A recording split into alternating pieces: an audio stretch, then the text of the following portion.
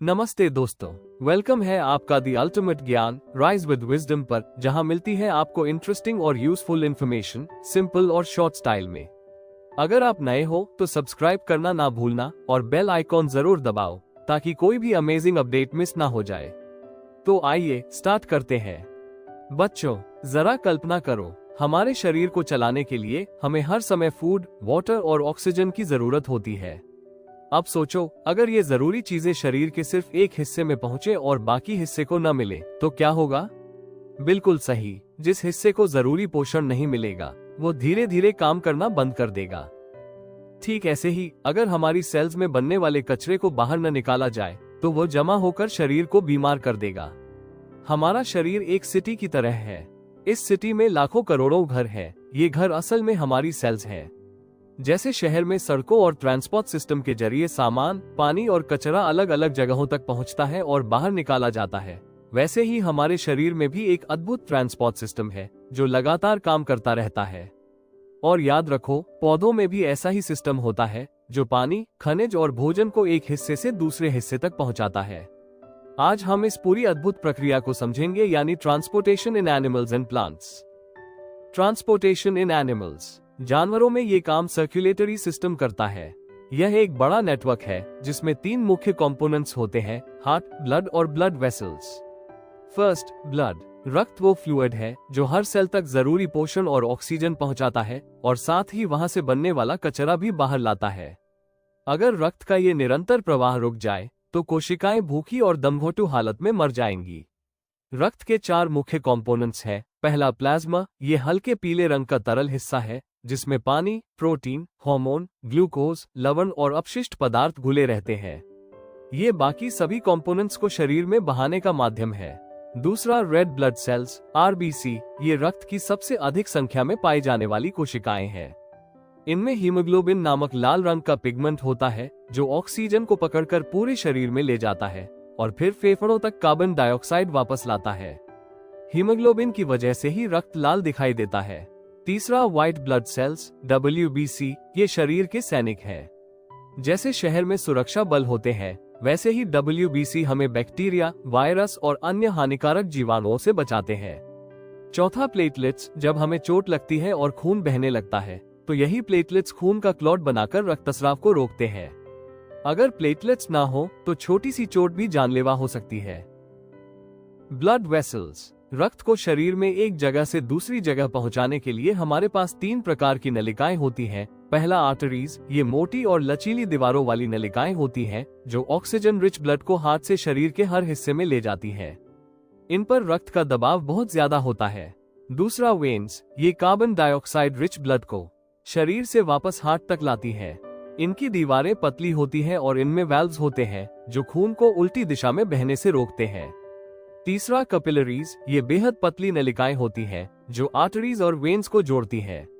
यही वो जगह है जहां खून और कोशिकाओं के बीच ऑक्सीजन, पोषक तत्व और कचरे का आदान प्रदान होता है। हार्ट। हृदय हमारे शरीर का सबसे विश्वसनीय पंप है। ये कभी नहीं रुकता, जन्म से लेकर मृत्यु तक लगातार धड़कता है। ये लगभग मुट्ठी के आकार का होता है और सीने के बीच में हल्का बाईं ओर झुका हुआ होता है।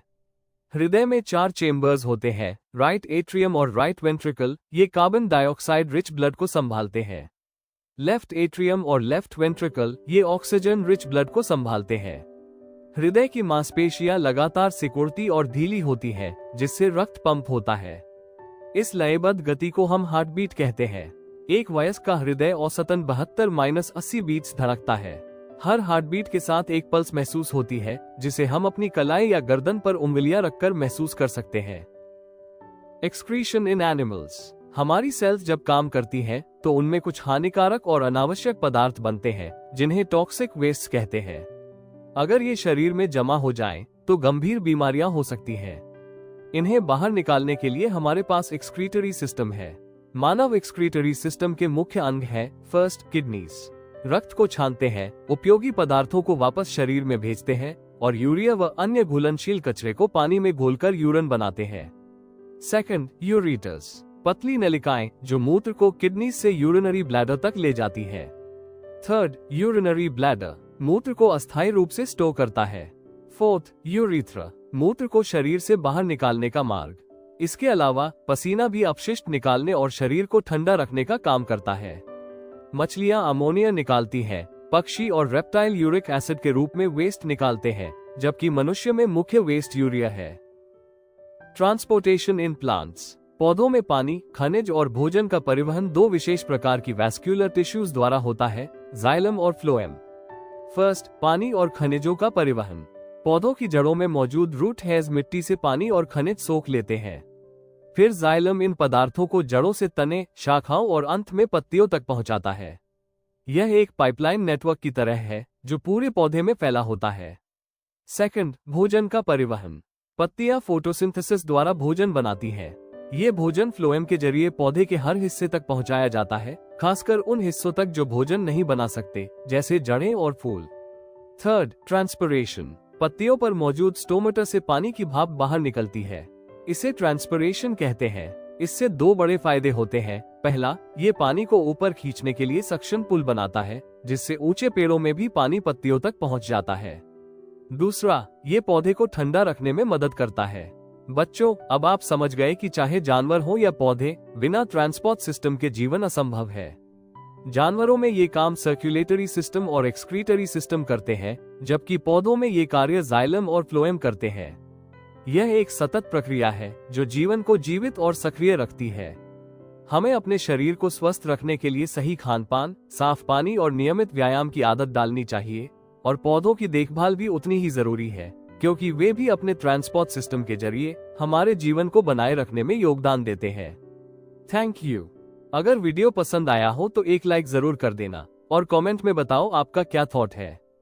चैनल को सब्सक्राइब करो और शेयर करो अपने दोस्तों के साथ। नॉलेज बढ़ाओ फन के साथ। मिलते हैं नेक्स्ट वीडियो में। तब तक के लिए stay curious and keep learning and follow the ultimate Gyan. Rise with wisdom.